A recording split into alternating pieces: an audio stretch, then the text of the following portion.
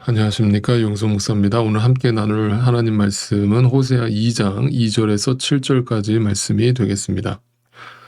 고발하여라. 너희 어머니를 고발하여라. 그는 이제 나의 아내가 아니며 나는 그의 남편이 아니다. 그의 얼굴에서 색욕을 없애고 그의 젖가슴에서 음행의 자취를 지우라고 하여라. 그렇게 하지 않으면 그가 처음 태어나던 날과 같이 내가 그를 발가벗겨서 내버릴 것이다. 그리하여 내가 그를 사막처럼 메마르게 하고 메마른 땅처럼 갈라지게 하여 마침내 목이 타서 죽게 하겠다. 그가 낳은 자식들도 내가 불쌍히 여기지 않겠다. 그들도 음행하는 자식들이기 때문이다. 그는 자랑하기를 나는 나의 정부들을 따라가겠다. 그들이 나에게 먹을 것과 마실 것을 대고 내가 입을 털옷과 모시옷과 내가 쓸 기름과 내가 마실 술을 댄다 하는구나. 그렇다. 그들의 어머니가 음행을 하였다. 그들을 배웠던 여인이 부끄러운 일을 저질렀다.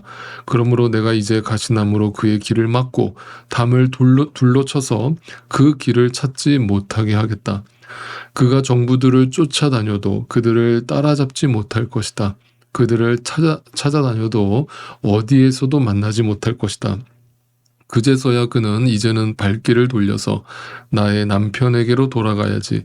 나의 형편이 지금보다 그때가 더 좋았다 할 것이다. 자, 교회라고 하는 것은 분명 하나님을 믿는 사람들이 모인 곳입니다. 그렇죠? 그렇다면 이제 우리는 하나님의 뜻이 무엇인지를 분명히 알아야 하고 그 하나님의 뜻을 알았다면 그 뜻을 반드시 쫓아야만 하는 것이죠. 이것이 바로 교회다움의 회복의 유일한 길이겠죠. 이 본질로서, 이 본질의 시선으로서 교회를 바라보면 오늘날 우리가 몸을 담고 있는 교회라고 하는 이 공동체를 그런 본질의 시선으로 바라봤을 때 무엇이 본질이고 무엇이 비본질적인가를 분별할 수 있게 될 것입니다. 분별을 한다는 것은 굉장히 중요한 선행 작업이지만 분별하는 것으로 끝나는 것이 아니라 분별을 했다면 비본질적인 것들을 과감하게 도려내야 하고 잘라내야 하고 버려버려야 하는 것이죠. 그래야만 교회다움이 지켜지고 교회다움이 회복되는 것입니다. 이것을 역사 속에서 크게 청소 작업을 했던 것이 바로 종교개혁이었던 것입니다. 그렇다면 여러분, 교회를 향한 하나님의 뜻이 무엇인가를 다시 한번 정리를 해보십시다. 하나님의 뜻이 무엇입니까? 그 뜻은 아주 분명합니다.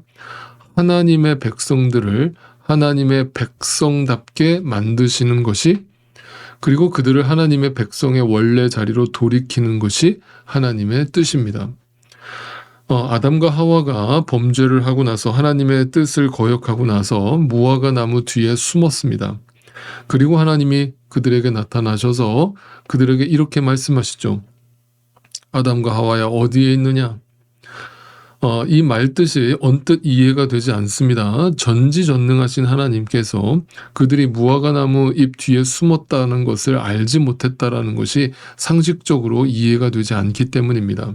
그렇다면 여기서 어디에 있느냐라고 우리말로 번역된 이 단어를 원어로 들여다보면 더 정확한 의미는 이런 뜻입니다. 왜 거기에 있느냐라는 것입니다.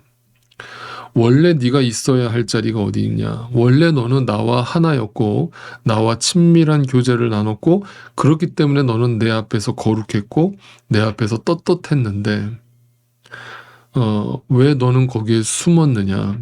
왜 거기에 있느냐 라고 하나님이 우리에게 묻고 계신 겁니다. 그것이 오늘 본문 2절 말씀에서 이렇게 나타나고 있습니다. 다시 2절 말씀을 읽어드리면 고발하여라. 하나님이 뭔가 우리의 죄를 고발하고 있습니다. 이게 너희의 실체다. 너희 어머니를 고발하여라. 그는 이제 내 아내가 아니며 너희 어머니, 내 아내 같은 말로 쓰여지고 있는데 그 대상은 누구를 말하고 있겠습니까? 바로 이스라엘을 가리키고 있는 것입니다.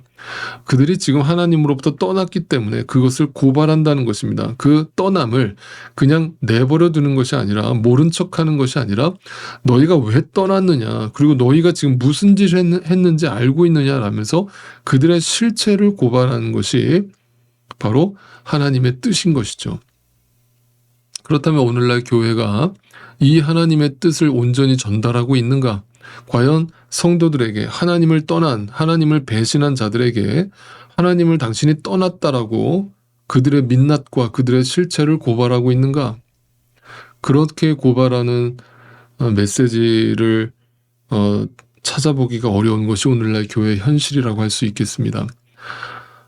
그것을 고발하면 사람들은 그 찔림을 받았을 때 회개로 나아가는 것이 아니라 불편함으로 나아가고, 그 불편함은 자기 방어가 작동해서 결국 더 깊이 숨어버리는 결과를 만들어내곤 합니다. 그것이 바로 그 사람의 의지와 그 사람의 선택이라기보다는 그 사람 안에 있는 악의 실체인 것이죠. 그것이 사탄의 역사인 것입니다.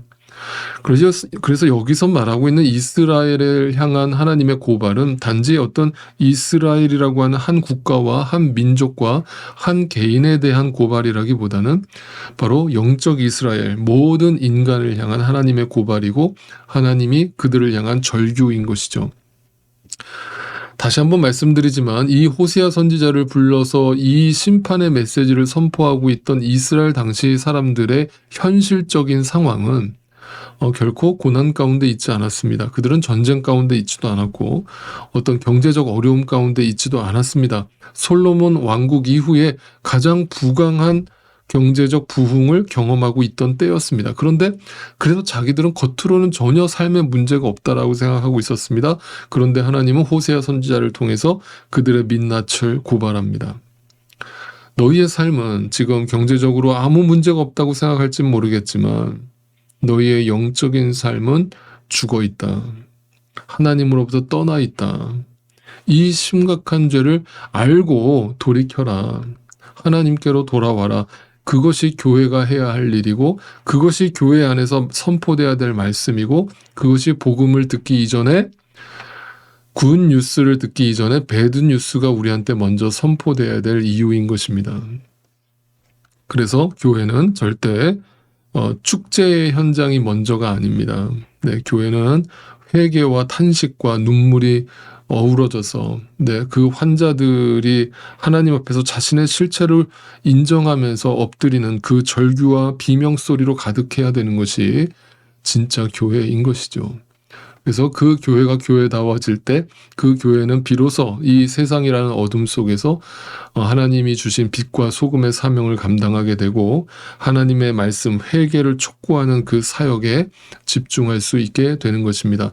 단지 사람 숫자가 많다고 해서 그 교회가 좋은 교회가 아니며, 여러 가지 이벤트를 많이 벌린다고 해서 그 교회가 하나님으로부터 좋은 교회라고 평가받지 않을 것입니다. 왜냐하면 성경은 그것을 부흥이라고 정의하지 않기 때문입니다. 성경에서 말하는 하나님이 말씀하시는 부흥이라는 것은 하나님의 말씀의 회개의 촉구의 메시지를 듣고 주님께로 돌아오는 것입니다. 그것이 부흥입니다. 그렇다면 하나님은 이렇게 말 안 듣는 백성들을 그냥 심판해 버리시면 될 일인데 왜 이렇게 끊임없이 그들에게 구애를 하시고 그들을 기다려주시고 또 그들을 용서하시기를 반복하시는가? 이유는 그들이 바로 하나님의 자녀들이기 때문입니다. 아무리 못난 자식을 둔 부모라고 할지라도, 아무리 부모가 그 자식이 못난 행동을 할 때 속상한 마음에 입으로는 호적에서 파버리겠다, 넌 내 자식 아니다 라면서 당장 나가라라고 호언장담을 하고 으름장을 내놓는 부모들이 분명히 있지만, 그렇다고 해서 그 자식을 실제로 내버리는 부모는 이 세상에 없을 것입니다. 정상적인 부모란 말입니다. 이러한 하나님의 마음이 오늘 본문 7절에 잘 나타나 있는 것이죠. 7절을 다시 읽어봅니다. 그가 정부들을 쫓아다녀도 그들을 따라잡지 못할 것이다. 그들을 찾아다녀도 어디에서도 만나지 못할 것이다. 그제서야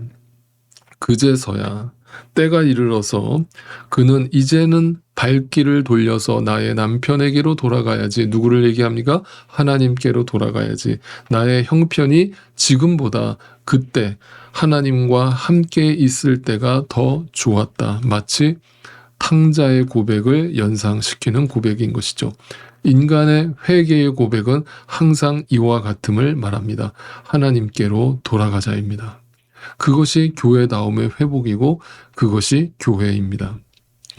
하나님의 사랑은 음란과 음행 가운데 있는 아내를 버리지 않으시고 다시 돌이키게 하시는 것입니다.